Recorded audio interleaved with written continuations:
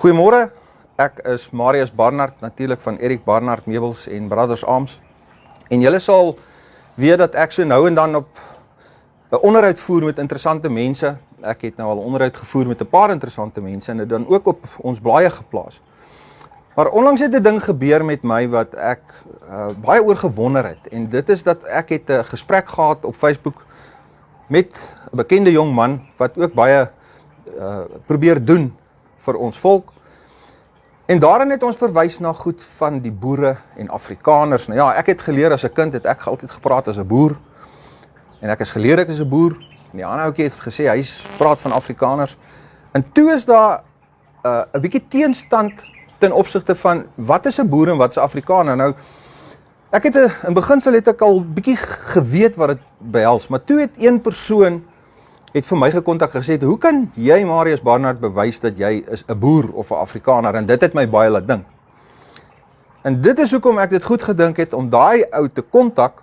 En hier sit hy vanoggend by my, Liebrecht van Jaarsveld. Baie dankie, ek sê amper vir jou baie geluk. Baie dankie. Dankie dat jy vir my kommentaar gegee het op my video wat 'n paar 100.000 kykke gekry het terloops. En Liebrecht het vir my gekontak en vir my gesê, hoe kan jy bewys jy's 'n boer of 'n Afrikaner? Nou dit is waar hierdie hele ding gaan begin. Hierdie onderhoud gaan oor die verskil tussen 'n boer en 'n Afrikaner. Iets wat ek dink baie mense nog glad nie verstaan. Jy weet, Liebrecht, ek het dit tot dat ek met jou gesels het ek ook nog baie verwys na ons as Afrikaners en party sê Afrikaner boere en daai tipe van goed. Wat het jou maak besluit om op my Facebookblad te sê, hoe kan jy bewys jy's 'n boer of 'n Afrikaner? En dit is hoe ons toe nou by mekaar uitgekom het en natuurlik die rede hoekom ek vanoggend graag met jou wil praat, want ek dink daar's verskriklik baie mense daar buite wat nie die verskil ken tussen Afrikaner en boer nie. Hoekom het jy my gekontak? Ja, ek dink maar jy het 'n baie oop persoonlikheid, of so dit vir my gelyk, en so dit my ervaring is toe reg soos wat ek gedink het. So ja, ons moet maar mense net begin bewus maak van wat die verskille is en soos wat jy sê, dit gaan oor 'n kwessie van ons moet ons volkereg moet ons weer opneem, want daai identiteit is van ons afgesteel en daar's 'n rede hoekom dit gesteel is. As jy nou baie meer in die geskiedenis gaan, ons kan dalk later bietjie meer oor die geskiedenisgedeelte rondom dit praat, dan kan ou duidelik sien hoe daar sekere goeders van ons af verwyder is, en as ek jou kan ooreed dat jy nie is wie jy moet wees nie, dan besit jy ook nie meer wat jy regmatig jou eiendom is nie. En ek dink dit is wat reg gekry is deur die laaste 119, 120 jaar, is om die wêreld daar buite te laat glo en te verstaan dat die boere het goed gesteel. Die boere het niks gesteel nie. Die boere het hulle grond gekoop of deur ruilmiddel, deur beeste te ruil. Daar's altyd 'n transaksie gewees. En daai goed word weggesteek vir ons. En ongelukkig het die mense wat dit bewerkstellig het, laat jou glo dat jy's nou 'n Afrikaner boer. So die twee is een, dit word sinoniem gesien. Dis net vir my baie snaaks altyd dat dis nie die Afrikaner Anglo-oorlog of Afrikaner wors of niks nie. Alles wat goed is, dit boer. Is boer is waar, nee, daar's eintlik niks Afrikaner nie.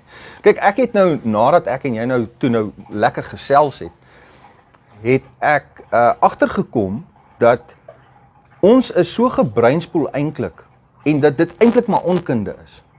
Want daar's nog soveel mense wat die ding nie mooi verstaan nie. So met hierdie hele ondersoek en met wat jy my verduidelik het, maar spesifiek ook die feit dat ek self gegaan het en ek het gaan ondersoek instel, gaan Google, gaan boeke opkyk oor wat is eintlik die Afrikaner en wat is die boer, het 'n ou eintlik tot die besef gekom, daar is tog 'n verskil.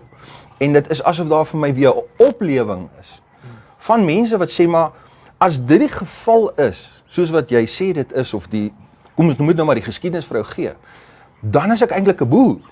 Dan is ek nie eintlik 'n Afrikaner nie. So stem jy saam met my dat daar's werklike verskille wat ons nou kan begin terugvat na ons geskiedenis toe, soos jy sê, waar daar vir ons uitgestipuleer word, maar hoekom kan jy sê jy's 'n boer en hoekom jy's 'n Afrikaner? Ek weet, dit is tog gebaseer op ons geskiedenis. Waar dit begin?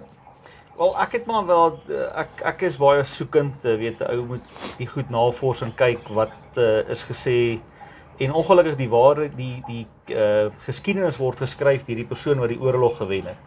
Ek meen, dit kan jy deur die wêreldse geskiedenis kan jy gaan kyk. Daar's altyd iemand wat die goeie ou is en die ander wat die slegte ou is, maar niemand gaan kyk altyd na die slegte ou se kant van die storie ook nie. Hy het ook 'n rede gehad hoekom hy gedoen het wat hy gedoen het. En ek dink die boere se probleem is hulle het goud ontdek.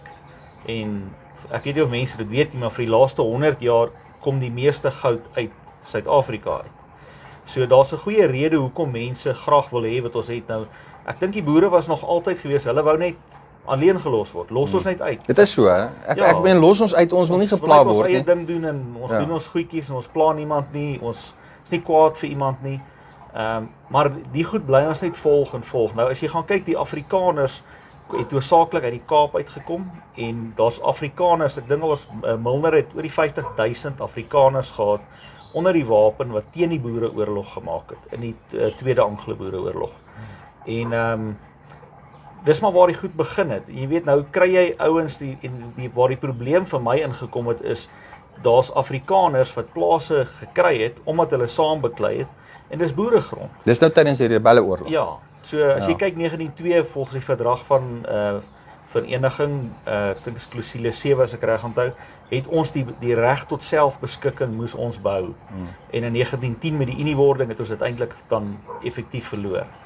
So stelselmatig breek hulle jou kultuur af, hulle pleeg volksmoord, en dit gaan oor identiteit. As ek jou identiteit van jou kan wegvat, dan gaan jy nie naderhand meer weet, jy's die ware erfgenaam van 'n stuk, in hierdie geval nou grond. Ja.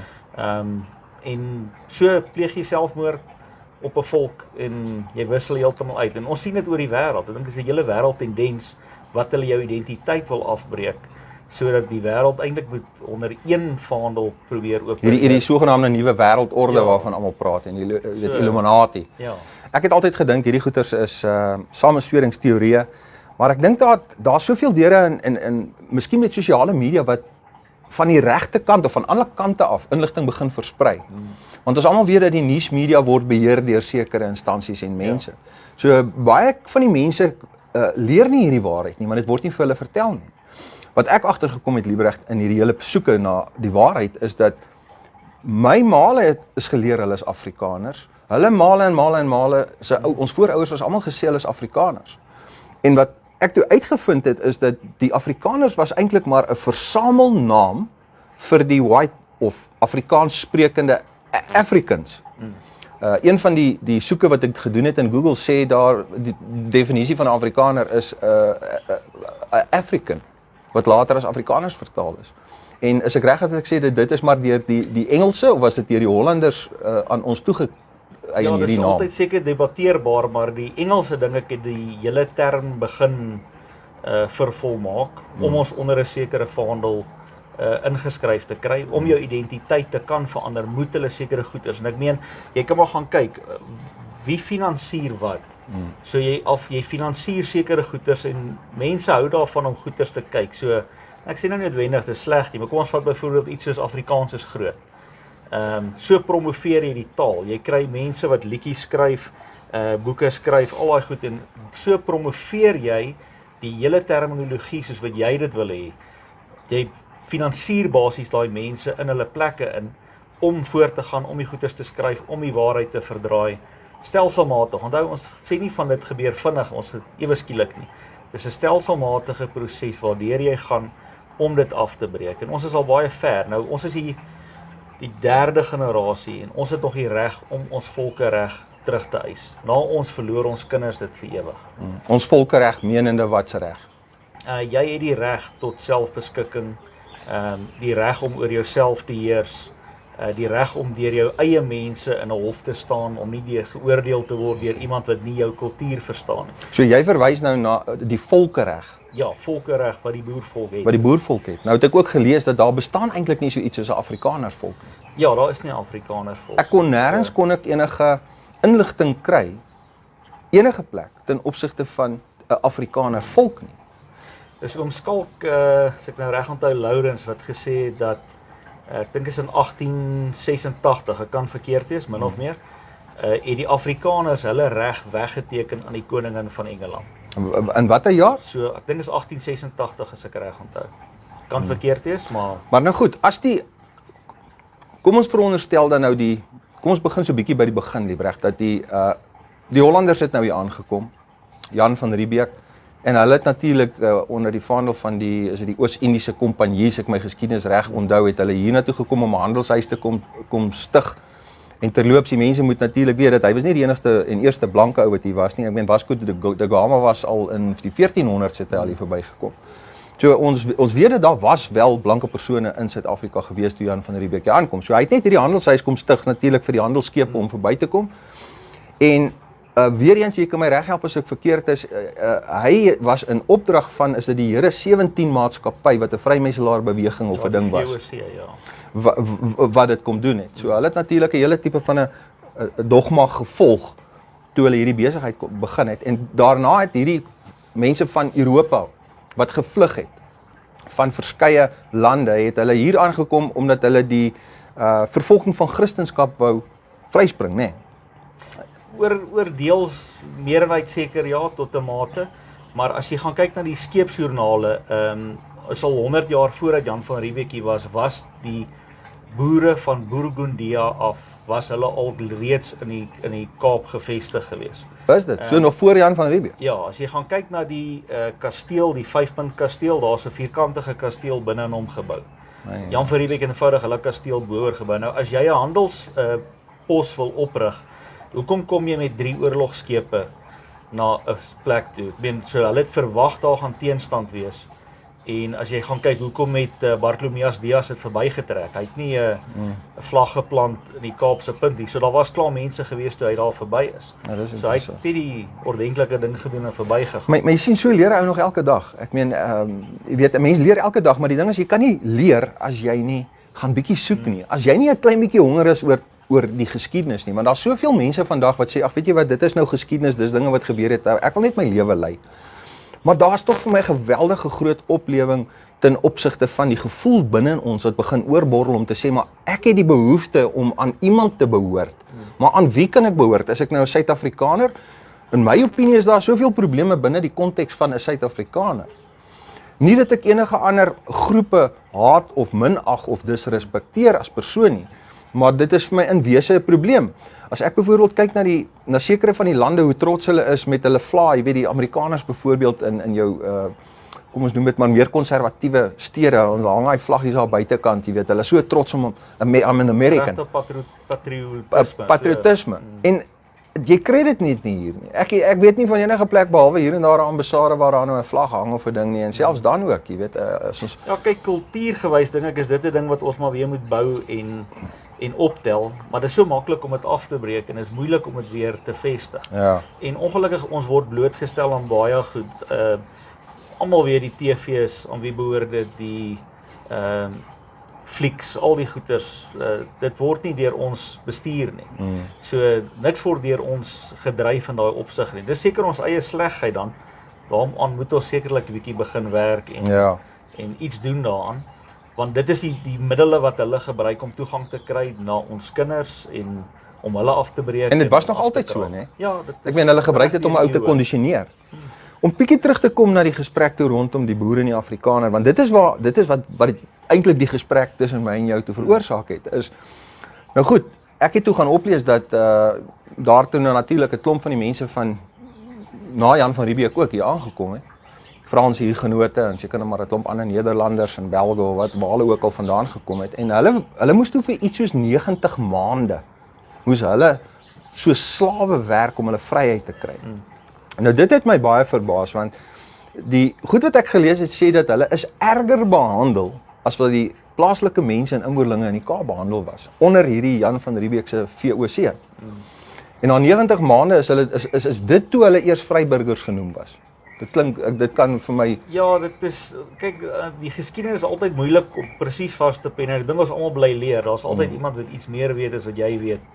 En ek dink ons vat maar baie op 'n baie groot spektrum vat ons vandag se gesprek aan. Ons kan verseker gekorrigeer word op 'n paar punte en so. Maar solank jy bereid is om te leer en na die goeters te kyk, die bewys op die tafel wat daar is, sal ons altyd bly leer. Ons het baie groot agterstand rondom dit. So ons moet nou maar net begin kyk, jy weet, waar trap ons die goed vas, waar is ons die foute gemaak, kom ons maak net die foute van die verlede eers reg, en jy weet, dan kan ons dit van daar af verder vat. Ek meen, ons ontken niemand hulle volke reg nie. Ja. Ons respekteer almal, ons gun elke persoon dieselfde geleenthede. Ek dink ons sê altyd dat ons sê nie ons is beter nie, maar as jy slegter wil wees as ons, dan is dit jou persoonlike keuse.